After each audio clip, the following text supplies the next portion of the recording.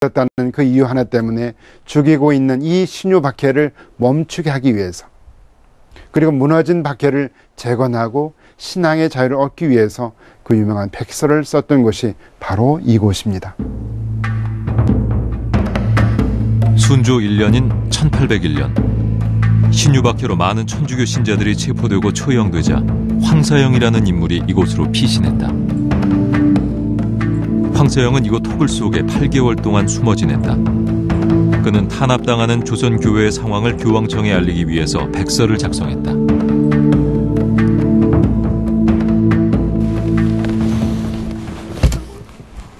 그것이 바로 유명한 황사영의 백서였다. 백서의 사본입니다. 그 현재 원본은 교황청에 있고, 교황청에 1925년도에 보내기에 앞서서 사본을 만들어서 이렇게 전시해 놓고 있습니다. 편지이기 때문에 주교님에 대한 인사 말씀과 신유 박해가 어떻게 일어나고 어떻게 진행되어 있는지. 그러면서 황사영은 백서에서 국제적인 재정 원조 요청, 북경 천주교회와 연락, 청나라의 종주권 발동, 조선 감호책 등을 제시했다. 그러나 이 백서는 북경으로 보내지기 직전에 발각되고 말았다. 1775년 태어난 황사영은 16세 나이에 진사시에 합격했다. 그러나 그는 벼슬 대신 알렉시오라는 세례명으로 천주교에 입교, 신유 박해 때 순교했다. 황사영 역시 정약용과 가까운 인척이었다. 황사영은 정약용의 맏형, 약현의 사위, 즉 정약용의 조카 사위였던 것이다. 이런 분위기 속에서 정약용은 천주교와 어떤 관계였을까? 이벽을 기리는 대한비성만 남아있는 천지남 성지. 이곳은 한국 천주교사에서 빼놓을 수 없는 곳이자 정약용과 천주교의 관계를 엿볼 수 있는 곳이다.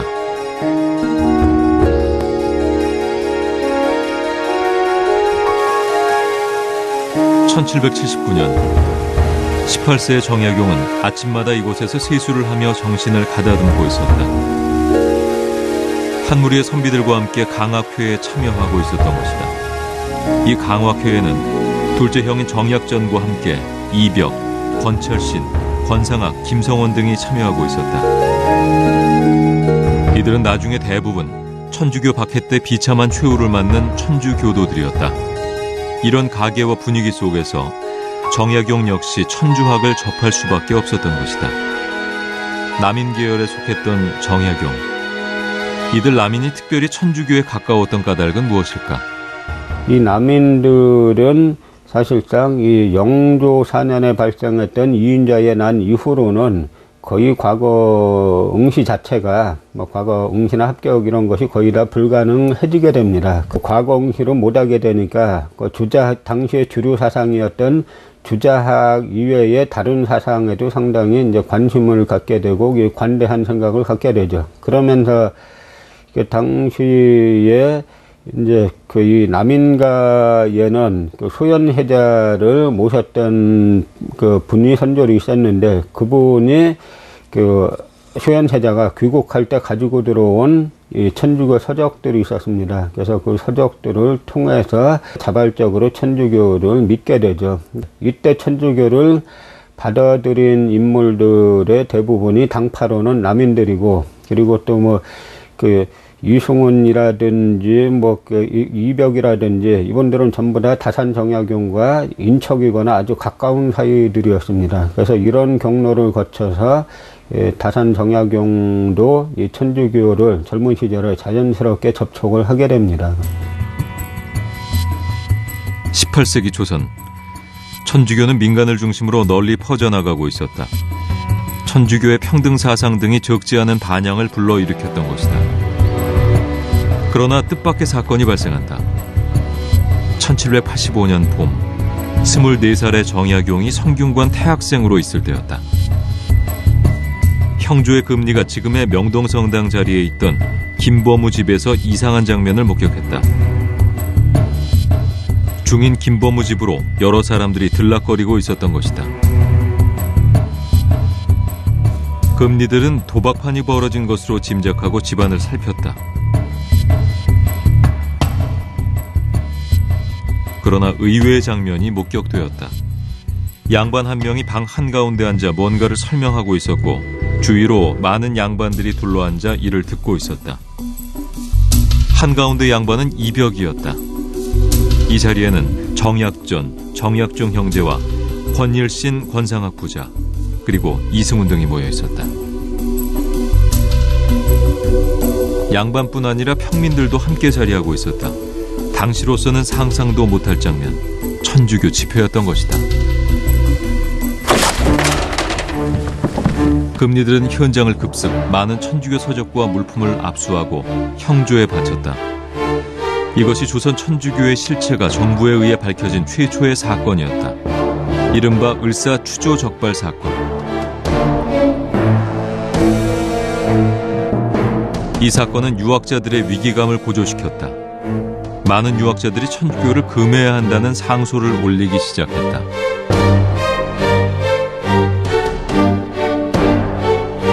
유학자들 입장에서는 천주교는 결코 용인할 수 없는 사학이었다. 이 사건은 정약용에게도 영향을 끼쳤다. 정약용이 이승훈과 함께 천주학을 접하고 있다는 소문이 나돌기 시작한 것이다.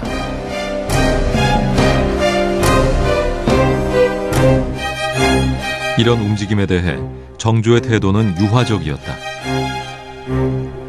성리학인 정학이 바로 서면 천주학 등은 저절로 없어질 거라며 사태 확산을 막으려 했다.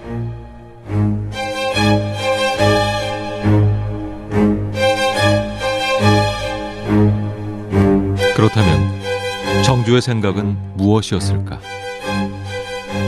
당시 노론에서 천주교도를 계속 탄압해야 된다라고 주장을 하는데 결국은 천주교를 탄압을 하게 되면 거기에 다치는 인물들은 정조와 함께 정치를 하고자 하는 남인들이라는 사실을 다 알게 되는 거죠. 그렇다 그래서 정조가 천주교 자체로 옹호하게 되면 그것은 조선의 국시를 위배했다라고 해가지고 노론 쪽에서는 쿠데타를 일으킬 수 있는 빌미가 되죠. 그렇기 때문에 정조는 천주교를 사교, 사학이라고 규정을 하면서 정학, 성리학이 바로 서면 사학, 천주교는 저절로 소멸한다. 너희 성리학을 주창하는 노론, 너희들이 바로 서면 이 일반 백성들이 그 천주교 사학을 안 믿을 거기 때문에 자연히 소멸할 것이다. 이런 논리로 노론에서 계속 이제 천주교를 탄압하자고 요구할 때 국법으로 엄하게 이제 금하자고 요구할 때 정조는 이 논리를 가지고 거부하는 것이죠. 더 충격적인 사건이 발생했다. 전라도 진산에서 진사 윤지충과 그의 내외종 사촌인 권상현이 제사를 폐지하고 부모의 위패를 불태웠다는 소문이 나돌기 시작했다. 이 소문은 삽시간에 서울까지 번졌다. 제사를 없애고 부모의 위패를 불태운 사건은 유학의 입장에서는 결단코 용납할 수 없는 폐륜이었다. 윤지충과 권상현의 가택을 수색하고 체포하라는 여론이 끌어올랐다. 진산 사건이었다.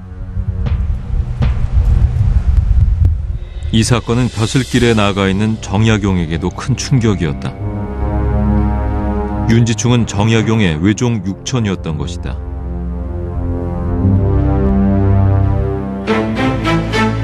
천주교에 대한 유학자들의 공격은 더욱 거세졌다. 천주교를 영률로 다스릴 것을 주장했다.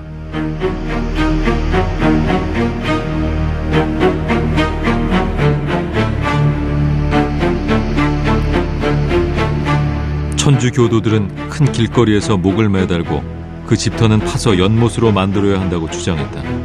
그래야만 천주교를 막을 수 있다고 했다.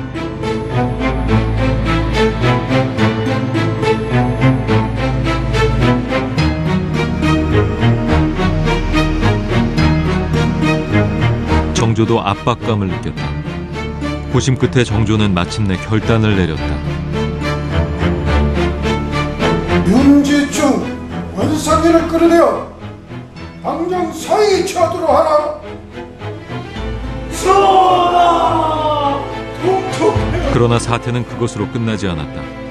노론을 중심으로 정약용 역시 천주교도라는 공격이 끊이지 않았다.